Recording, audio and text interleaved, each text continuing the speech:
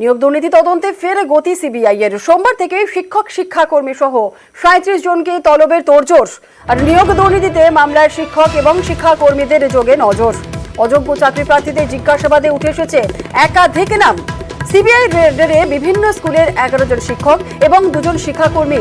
অযোগ্যদের বেআইনিভাবে চাকরি পাইয়ে দিতে তাদের থেকে কি ভূমিকা জানতে চায় সিবিআই।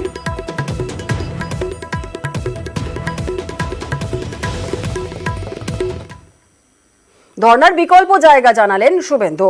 ভবানী ভবন বা নবান্নের সামনে ধর্না কর্মসূচি। হাইকোর্টে বিকল্প জায়গা জানিয়েছেন শুভেন্দু। বিকল্প জায়গা নিয়ে রাজ্যে অবস্থান জানাবে মঙ্গলবার। আর মঙ্গলবার শুভেন্দুর মামলার পরবর্তী শুনানি। আমরা অল্টারনেট ভেন্যুটা আজকে জেনে আমি করেছি কমিউনিকেট মাননীয় অ্যাডভোকেট জেনারেলকে। আমরা দুটো ভেন্যু বলেছি। আমরা বলেছি হচ্ছে ডিজির অফিস, ডিজির দুটি অফিস আছে আর কি, ভবানী ভবনে আর নবান্নে। তো আমরা বলেছি এই দুটো জায়গার মধ্যে তাহলে একটা জায়গায় আমরা এখানে বসে তাহলে ডেমনস্ট্রেশন করব। মামলাটি আবার মঙ্গলবার দিনকে থাকবে।